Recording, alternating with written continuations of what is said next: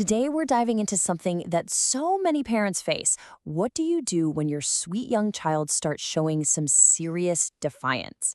We're going to break down a real parent's experience to get to the heart of what's happening, why it's happening, and most importantly, what you can actually do about it.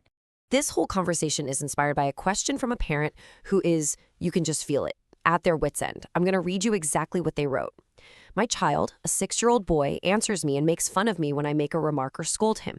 Example, he repeats my words and gets angry, answers me by keeping his tone or talking to me in a BE style. He tells me things like, you should have listened, or if I didn't do what he wanted, he wouldn't do it. My head hurts, my heart is already tight with nerves. All day long he answers, and when he's not in kindergarten, I can barely stand it. He sees that I'm getting angry and continues to take advantage. I've tried punishment, explaining. He supposedly apologizes, and after an hour, the same thing. Is he out of it? What is this miracle? I've never allowed myself to talk to my mother like that, especially at only 6 years old. He's not even a teenager, I don't think so. How can I cope? Let's just pause on that for a moment. This isn't just about feeling frustrated. The parent is describing a real headache, a physical tightness in their chest. That is the reality of chronic stress. So if you've ever felt that, I just want you to know that's a completely real and valid response to a situation that is, frankly, incredibly draining. So the parent asks, what is this miracle? And you can hear the desperation in that, can't you? But what if we try to look at it from a different angle, from a developmental point of view? By just reframing the behavior, we can start to move from that place of pure frustration to a place of insight, and eventually strategy. This right here is the fear at the heart of it all, isn't it? The fear that we've lost control, that our child is somehow unmanageable or bad. So let me just be as clear as I possibly can be based on everything we know about how kids develop. The answer is no. This behavior, as incredibly challenging as it is not a sign that your child is out of it. I think this slide really helps us shift our whole perspective.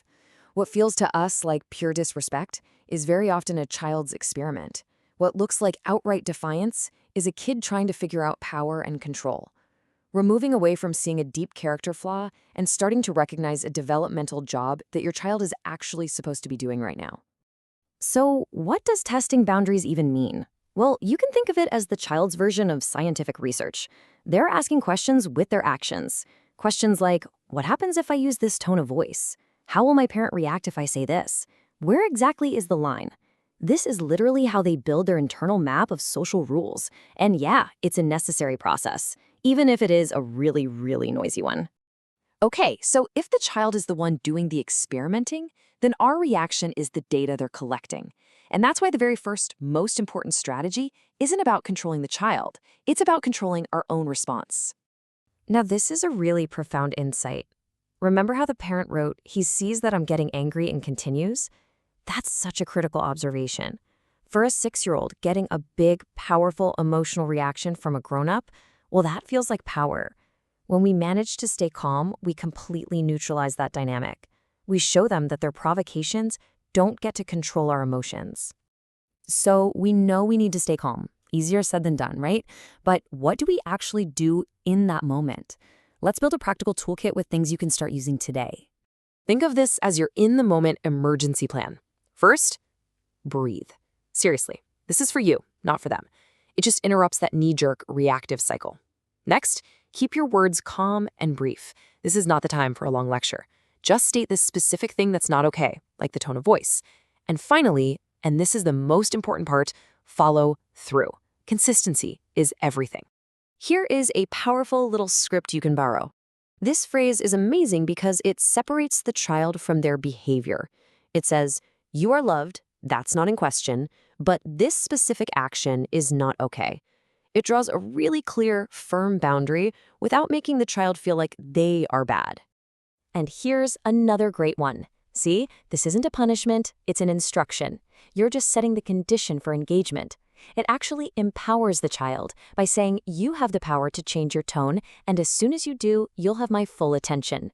This is how we start to teach them how to regulate their own emotions. All right, let's round out the toolkit. Sometimes the best response is no response at all. If they're just making faces to get a rise out of you, don't give them the satisfaction. You want to starve that behavior of the attention it's craving. And on the flip side, pour your energy and praise onto the behavior you do want to see. Catch them being respectful and make a big deal about it. And hey, if a consequence is necessary, make sure it's logical, short, and predictable, not something you come up with in a moment of anger. We've covered a lot of strategies for the child, but honestly, none of them are possible if the parent is running on empty. And this brings us right back to where we started, the very real physical and emotional toll this kind of behavior takes on you. I really want you to let this sink in. You cannot pour from an empty cup. Responding calmly and consistently and thoughtfully, all of that requires emotional resources. Self-care isn't something you get to do after you solve all the parenting problems. It's the very thing that makes you capable of solving them in the first place. Remember what the parent said? My head hurts, my heart is tight. That is a body that is screaming for a break. This doesn't have to mean a whole spa day. It can mean just stepping outside for 5 minutes. 5 minutes of deep breathing while your child is safely occupied. Just 5 minutes is enough to interrupt that stress cycle so you can go back in and respond with intention, instead of just reacting on instinct. So let's end with this thought. This whole exhausting, frustrating phase, it can feel like a battle you have to win. But what if it isn't a battle at all? What if it's an invitation? An invitation to teach your child about respect and emotions and boundaries in a way that actually deepens your connection instead of creating distance. It's a huge challenge, for sure, but it might also be one of the most important opportunities you'll ever have.